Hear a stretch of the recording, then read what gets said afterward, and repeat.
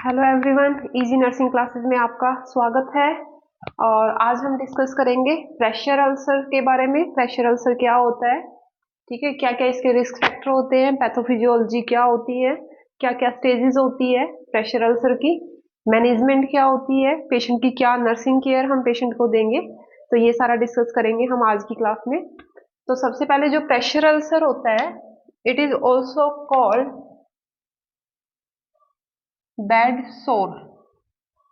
Bed सोर भी बोलते हैं इसको, या फिर हम बोलते होते हैं डेकुबाइटस अल्सर।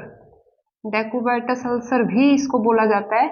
तो प्रेशर अल्सर बोल सकते हैं आप, बेड सोर बोल सकते हैं, या फिर डेकुबाइटस अल्सर भी बोल सकते हैं। ठीक है, तो सबसे पहले होता क्या है प्रेशर अल्सर। ये लोकलाइज्ड इंजरी होती है स्किन पे या टिश्यू पे। जब क्या होता है, टिश्यू पे जो बोनी प्रोमिनेंसेस होती है उन पे प्रोलॉन्ग्ड प्रेशर रहता है।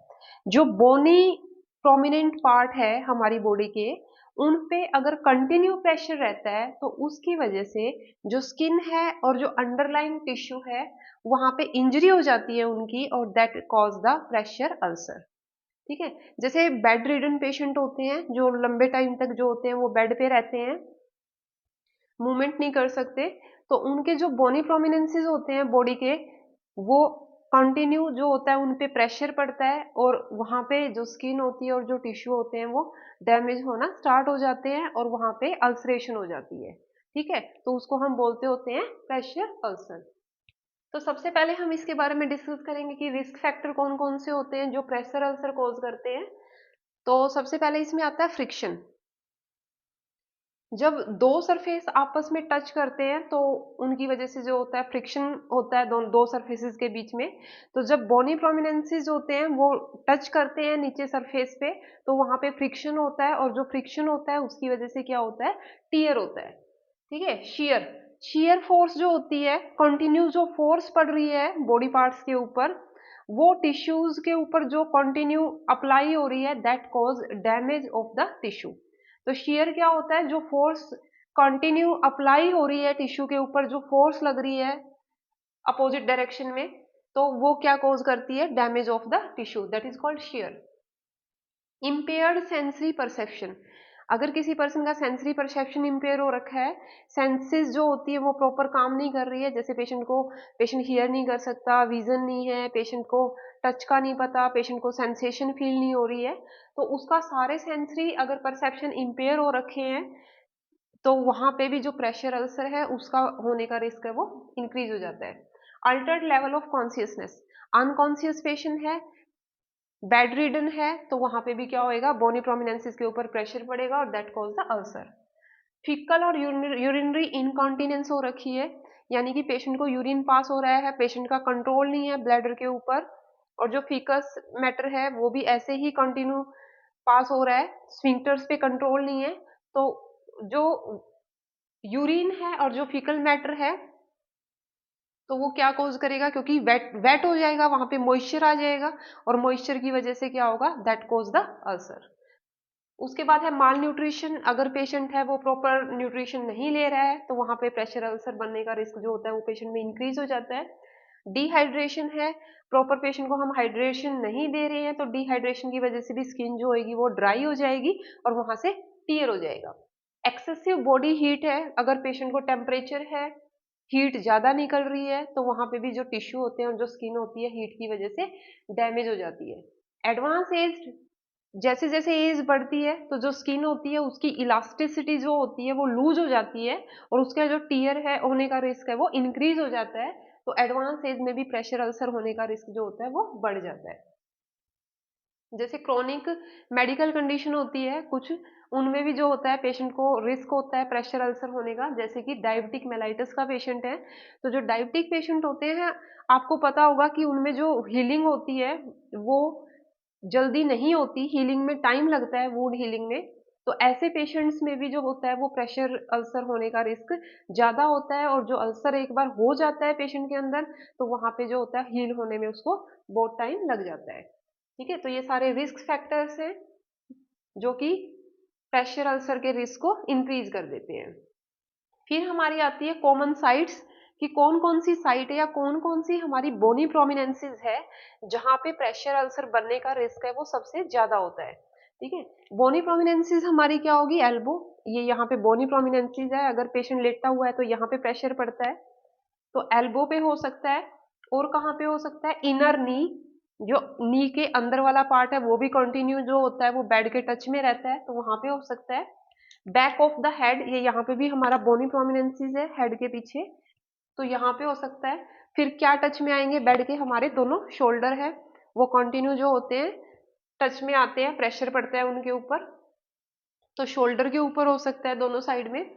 हिप पे हो सकता है, जो हिप होते हैं, बटक्स होते हैं, वो भी जो होते हैं कंटिन्यू जो होते हैं सरफेस के टच में आ रहे हैं और उनके ऊपर प्रेशर पड़ रहा है, तो वहां पे हो सकता है। लोअर बैक है, बटक्स है, हिप है, या फिर जो हमारी हिल है पैर की, ठीक है, तो वहां भी बोनी प्रोमिनेंसीज है, तो वो भी कंटिन्यू जो है वो सरफेस के टच में आते हैं और उनके ऊपर जो होती है वो फोर्स अप्लाई होती है, तो वहां पे प्रेशर अल्सर होने का रिस्क जो है वो सबसे ज्यादा होता है। फिर हम डिस्कस करेंगे पैथोफिजियोलॉजी के बारे में कि पैथोफिजियोलॉजी क्या होगी, कैसे बनेगा प्रेशर अल्सर। तो जितने भी हमने रिस्क फैक्टर पढ़े हैं, they act on soft tissue overlying the body prominences. जितने भी रिस्क फैक्टर है हमने पढ़े हैं वो सारे के सारे कहाँ एक्ट करते हैं, हमारे जितने भी बॉडी प्रोमिनेंसेस है उनके ऊपर एक्ट करेंगे, वहां पे जो स्किन है, जो टिश्यू है, उनके ऊपर एक्ट करेंगे। व्हेन द प्रेशर एक्सीड, जब प्रेशर नॉर्मल कैपिलरी प्रेशर से एक्सीड कर जाता है, तो occlusion and tearing of the small blood vessel, जो वहां पे स्मॉल ब्लड कैपिलरी होती है वो ऑक्यूल्ड हो जाएगी और वो उनका टियर हो जाएगा। तो प्रेशर जब एक्सीड कर जाएगा तो वहां वो क्या कोज करेगा, occlusion and tearing of the small blood vessels. उसके बाद रिड्यूस टिश्यू परफ्यूजन, जो ब्लड वेसल है वो टियर हो गई है वहां पे, या फिर ओक्लूजन हो गया है स्मॉल ब्लड वेसल्स का, तो स्मॉल ब्लड वेसल्स का ओक्लूजन होगा तो क्या होगा, जो टिश्यू है उनको परफ्यूजन नहीं होगा, यहाँ की ब्लड सप्लाई टिश्यू को नहीं मिलेगी। रिड्यूस्ड टिश्यू परफ्यूजन, यानी कि वहां पे जो ब्लड फ्लो है वो डिक्रीज हो जाएगा due to the occlusion and tearing of the small blood vessels. जब टिश्यू को ब्लड नहीं मिलता तो हम उसको क्या बोलते होते हैं, अगर ब्लड सप्लाई कम हो जाती है तो that is called ischemia. Ischemia is the lack of blood supply in the tissue, तो वहां पे इस्कीमिया हो जाएगा, और इस्कीमिया की वजह से फाइनली क्या हो जाता है, टिश्यू के अंदर नेक्रोसिस हो जाती है, जो टिश्यू होते हैं वो डेड होना स्टार्ट हो जाते हैं, तो इस्कीमिया होएगा। ब्लड परफ्यूजन अगर डिक्रीज हुआ है that cause ischemia, and ischemia cause the necrosis of the tissue.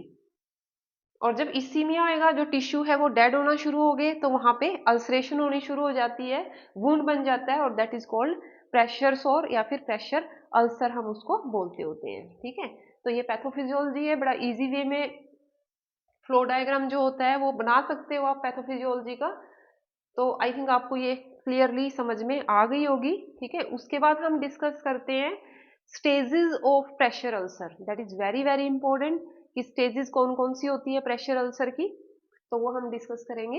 उसके बाद आती है स्टेजेस ऑफ प्रेशर अल्सर, कौन कौन सी स्टेजेस होती है बेड सोर की। तो इसमें क्या होता है, जो स्टेजेस है हमारी वो किस बेसिस पे है, depth of the tissue destroyed, कितने टिश्यू डिस्ट्रॉय हुए हैं, कितनी डीप जो है वुंड है, तो उस बेसिस पे जो स्टेजेस है वो डिवाइड की गई है। तो सबसे पहले स्टेज 1, स्टेज 1 में क्या होता है, जो स्किन होती है वो इंटैक्ट रहती है, स्किन का कोई ब्रेकडाउन नहीं होगा, सिर्फ वहां पे क्या हो जाती है, रेडनेस, एरिथमा होएगा, स्किन की रेडनेस हो जाएगी, लेकिन जो स्किन है उसका ब्रेकडाउन नहीं होगा, स्किन है वो इंटैक्ट रहेगी। डिस्कलरेशन हो जाएगा स्किन का, ब्लू रेड कलर की हो जाएगी, स्किन वॉर्म हो जाएगी, वहां पे अडीमा हो जाएगा टिश्यू में, पेशेंट को पेन फील होगा। और इसमें क्या होता है, जो स्टेज 1 होती है, only epidermal layer of skin is involve, सिर्फ एपिडर्मिस जो होती है वो इन्वॉल्व होगी। स्टेज 2 में क्या होगा, पार्शियल थिकनेस स्किन लॉस, इसमें जो स्किन लॉस होगा वो पार्शियली लॉस होती है, स्किन पूरी तरह से लॉस नहीं होगी। ओपन अल्सर हमें दिखाई देगा और जो वुंड है वो पिंक कलर का दिखेगा हमें। ठीक है, यहाँ पे जो स्किन होती है वो इंटैक्ट नहीं रहती, स्किन ब्रेकडाउन हो जाता है, और स्किन ब्रेकडाउन होके हमें जो वुंड है वो रेड कलर का विजिबल होता है। ठीक है, फिर यहाँ पे क्या होता है, ऊपर जो था सिर्फ एपिडर्मिस इन्वॉल्व हो रही थी, लेकिन जो स्टेज 2 होती है वहां पे एपिडर्मिस और डर्मिस जो होती है दोनों इन्वॉल्व हो जाती है, दोनों ब्रेक हो जाती है। यहाँ पे ब्लिस्टर्स भी बन सकते हैं स्टेज 2 में, या फिर एब्रेशन है, जो स्किन है उसका ब्रेकडाउन हो जाएगा, तो उसको हम बोलेंगे स्टेज सेकंड। तो आपने ध्यान रखना है, स्टेज फर्स्ट में एपिडर्मिस इन्वॉल्व होती है, स्टेज सेकंड में एपिडर्मिस प्लस डर्मिस दोनों इन्वॉल्व होगी और यहाँ पे वुंड बन जाएगा। स्टेज थर्ड में क्या होता है, फुल थिकनेस स्किन इन्वॉल्व होती है यहाँ पे सबक्यूटेनियस फैट जो होती है वो भी इन्वॉल्व हो जाती है साथ में, और सबक्यूटेनियस फैट जो होती है वो विजिबली दिखाई देती है, लेकिन बोन, टेंडन और जो मसल्स हैं वो एक्सपोज यहाँ पे नहीं होंगे। इस चीज का आपने ध्यान रखना है कि सिर्फ सबक्यूटेनियस फैट जो होती है वो विजिबल होगी स्टेज थर्ड में। तो यहाँ पे जो इन्वॉल्वमेंट होती है dermis plus epidermis plus subcutaneous tissues are involve in the stage three. Stage four में क्या होता है, फुल थिकनेस टिश्यू इन्वॉल्व होएगा, यहाँ पे मसल्स इन्वॉल्व होगी, टेंडन्स हैं वो इन्वॉल्व होंगे, और इवन जो होती है बोन वो भी विजिबल होगी। डीपेस्ट वुंड होता है जो स्टेज फोर होती है, उसमें जो वुंड होता है वो बहुत ही डीप होता है और सबसे डीपेस्ट वुंड होता है स्टेज फोर के अंदर। ठीक है, तो ये हमारी स्टेजेस थी। तो इसमें कई बार क्वेश्चन पूछ लेते हैं कि एपिडर्मिस किस स्टेज में इन्वॉल्व होती है, डर्मिस किस स्टेज में इन्वॉल्व होगी, मसल, बोन और टेंडन जो होते हैं वो कौन सी स्टेज में इन्वॉल्व होते हैं। तो यहाँ पे जो होता है क्वेश्चन कई बार डायरेक्ट पूछा जाता है यहाँ पे स्टेजेस से, तो आपको पता होना चाहिए कि किस स्टेज में कौन सी लेयर है वो इन्वॉल्व होती है। ठीक है, कई बार क्या होता है, जो अल्सर होता है वो अनस्टेजेबल होता है, अनस्टेजेबल, अल्सर को देख के ही पता ही नहीं लगता कि ये कौन सी स्टेज में है। तो वहां पे इतना स्कार बना होता है, इतना स्लज मटेरियल होता है वहां पे, तो पता नहीं होता कि कौन सी स्टेज है। लेकिन वहां पे आपने ये ध्यान रखना है, अगर पिक्टोरियल फॉर्म में क्वेश्चन आया हुआ है तो आपको ये पता ही नहीं लग रहा कि कौन सी स्टेज है, तो फर्स्ट और जो सेकंड स्टेज होती है उसमें स्कार नहीं बनता, इतना स्लग मटेरियल वहां पे नहीं होता है, तो वो स्टेज या तो थर्ड हो सकती है या फोर हो सकती है। जो फोर्थ है उसमें आपको बोन है वो विजिबली दिखाई देगी, जो स्टेज फोर होती है। तो अनस्टेजेबल है, अगर आपको समझ नहीं आ रहा है तो स्टेज थ्री या फोर में से ही होगा, क्योंकि वन में जो होता है वो ब्रेक डाउन नहीं होता, सेकंड में आपको दिखाई देगा कि थोड़ा सा वुंड बन गया है, स्किन ब्रेक डाउन हो गई है, एपिडर्मिस और डर्मिस है वो दोनों इन्वॉल्व हो गई है। ठीक है, तो कई बार पिक्टोरियल फॉर्म में भी क्वेश्चन दे देते हैं, पिक्चर्स दी होती है और स्टेज पूछते हैं कि ये प्रेशर अल्सर की कौन सी स्टेज है। फिर हमारा आता है असेसमेंट टूल, बहुत ही इंपॉर्टेंट है, बहुत बार क्वेश्चन पूछा जाता है कि प्रेशर अल्सर को असेस करने के लिए कौन सा टूल यूज होता है। तो आंसर आएगा इसका ब्रेडन स्केल यूज करते होते हैं हम प्रेशर अल्सर को असेस करने के लिए। इसके जो पैरामीटर होते हैं ब्रेडन स्केल के वो 6 पैरामीटर होते हैं। सेंसरी परसेप्शन देखते हैं पेशेंट का, मॉइस्चर तो नहीं है, एक्टिविटी कैसी है, मोबिलिटी कैसी है, न्यूट्रिशन पेशेंट कैसी ले रहा है, फ्रिक्शन और टीयर फोर्स कितनी है। तो ये सारी चीजें देखकर हम स्कोरिंग करते होते हैं। तो इसमें जो स्कोर देते होते हैं मैक्सिमम जो होता है एक पैरामीटर का जो स्कोर है वो 4 तक होता है इसके अंदर। तो सेंसरी परसेप्शन अगर कंप्लीटली लिमिटेड है, पेशेंट को कुछ नहीं पता, पेशेंट को टच का नहीं पता, कोई सेंस नहीं है पेशेंट को, कोई परसेप्शन फील पेशेंट को नहीं हो रहा है, तो कंप्लीटली अनलिमिटेड है तो 1 देंगे। वेरी लिमिटेड, थोड़ा बहुत पता है, थोड़ा बहुत पेशेंट कॉन्शियस है, थोड़ा सा पेशेंट को टच कर रहे हैं तो पेशेंट को पता लग रहा है, पेन का परसेप्शन है, तो स्कोर 2 देंगे। स्लाइट परसेप्शन है अगर पेशेंट का, तो वहां पे हम क्या करेंगे, पेशेंट को पता है, पेशेंट कॉन्शियस है, थोड़ा सा परसेप्शन उसका इंपेयर हुआ है, तो वहां पे स्कोर 3। और कोई इंपेयरमेंट नहीं है, पेशेंट के सेंसरी जो ऑर्गन है वो प्रॉपरली काम कर रहे हैं, पेशेंट को सब चीजों का पता लग रहा है, तो स्कोर है वो 4 देंगे। मॉइस्चर अगर कॉन्स्टेंटली मॉइस्ट है, स्किन है जो सरफेस है कॉन्स्टेंटली मॉइस्ट है पेशेंट का, तो वहां पे स्कोर 1 देंगे। वेरी मॉइस्ट है, अगर जो मॉइस्चर है वहां पे बहुत ज्यादा है तो स्कोर 2 देंगे। ओकेजनली, कभी कभी मॉइस्चर है, वैसे तो पेशेंट का ड्राई रखते हैं, लेकिन कई बार जो पेशेंट है यूरिन पास कर देता है तो ओकेजनली जो होता है मॉइस्ट हो जाता है। ठीक है, पेशेंट को कैथेटराइज कर रखा है, कोई मॉइस्चर नहीं है वहां पे, रेयरली मॉइस्ट है, तो स्कोर है वो हम 4 देंगे। एक्टिविटी, पेशेंट सिर्फ बेड में ही, बेड रिडन पेशेंट है, कोई मूवमेंट नहीं कर सकता, तो स्कोर 1 देंगे। पेशेंट को व्हील चेयर पे बिठा देते हैं या पेशेंट को बेड से चेयर पे बिठा देते हैं तो स्कोर 2 देंगे। ओकेजनली पेशेंट चल सकता है, बाथरूम तक जा सकता है, तो स्कोर 3 देंगे। और फ्रीक्वेंटली अगर वॉक कर सकता है तो वहां पे हम स्कोर है वो 4 देंगे। कंप्लीटली इमोबाइल पेशेंट है तो स्कोर 1, वेरी लिमिटेड मोबिलिटी है तो स्कोर 2 देंगे, स्लाइटली इम्पेयर है या स्लाइटली मोबाइल है तो वहां पे 3 देंगे, और अगर पेशेंट की कोई लिमिटेशन नहीं है, पेशेंट मोबाइल है, कहीं भी घूम फिर सकता है, तो हम स्कोर वहां पे 4 देंगे। न्यूट्रिशन वेरी पुअर न्यूट्रिशन है तो स्कोर 1, प्रोबेबली एडिक्वेट न्यूट्रिशन है, कभी कभी एडिक्वेट दे रहे हैं, पूरी तरह से एडिक्वेट नहीं है, एडिक्वेट न्यूट्रिशन मिल रही है तो स्कोर 3, और एक्सीलेंट बैलेंस्ड न्यूट्रिशन अगर पेशेंट को हम दे रहे हैं तो वहां पे स्कोर 4 है।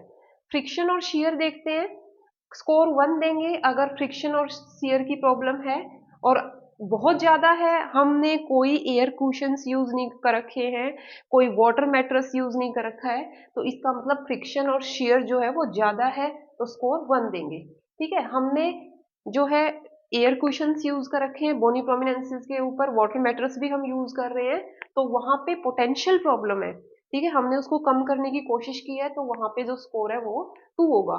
यहाँ पे स्कोर 3 और जो स्कोर 4 है वो यहाँ पे नहीं होता। तो इसमें क्या होता है, प्रॉब्लम है या फिर प्रॉब्लम नहीं है। ठीक है, पोटेंशियल प्रॉब्लम है या फिर जो है फ्रिक्शन और शियर बिल्कुल नहीं है। ठीक है, तो या फिर बिल्कुल क्रॉस है। तो इसका हम स्कोरिंग कैसे करते होते हैं, अगर 12 से जो स्कोर है हमारा लेस देन 12 है तो इसका मतलब पेशेंट को हाई रिस्क है प्रेशर अल्सर का। 15 to 18 स्कोर है तो हम 13 to 14 है तो मॉडरेट रिस्क है, हमारा स्कोर 15 to 18 आ रहा है तो लो रिस्क है, और मोर देन अगर 19 स्कोर है हमारा तो इसका मतलब नो रिस्क, पेशेंट को कोई रिस्क नहीं है। ठीक है, तो हमारा टोटल स्कोर कितना हो गया यहाँ पे, टोटल मैक्सिमम स्कोर कितना होगा, 4 4 4 4 4, और यहाँ पे हमारा हो गया 1, और यहाँ पे हो गया 2 का स्कोर हमारा। ठीक है, तो हमारा टोटल स्कोर कितना हो जाता है यहाँ पे 23।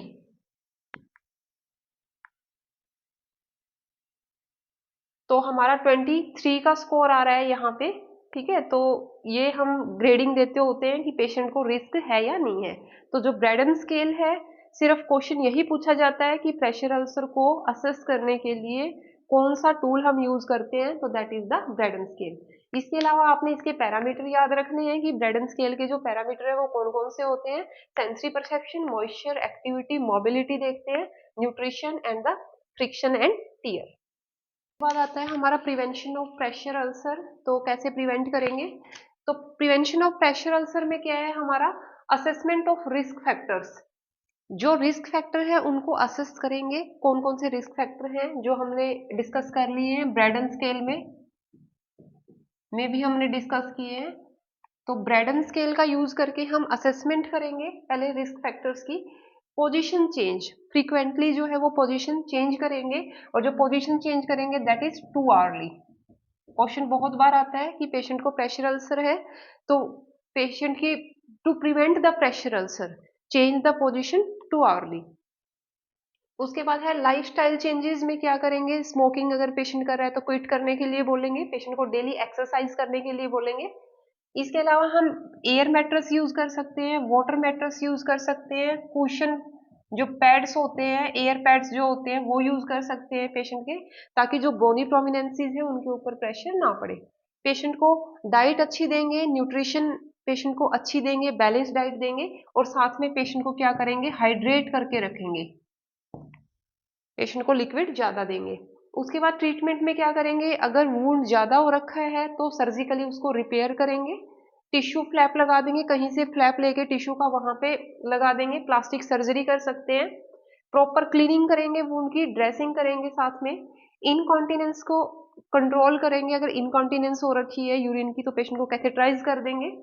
ओरल एंटीबायोटिक स्टार्ट करेंगे पेशेंट की, डिब्राइडमेंट कर देंगे, जो डेड टिश्यू है, नेक्रोसिस हो रखी है वहां पे टिश्यू को रिमूव कर देंगे, पेशेंट को हेल्दी डाइट देंगे साथ में, और जो केयर गिवर्स हैं उनको एजुकेट करेंगे कि पेशेंट की जो पोजीशन है वो फ्रीक्वेंटली आपको चेंज करनी है।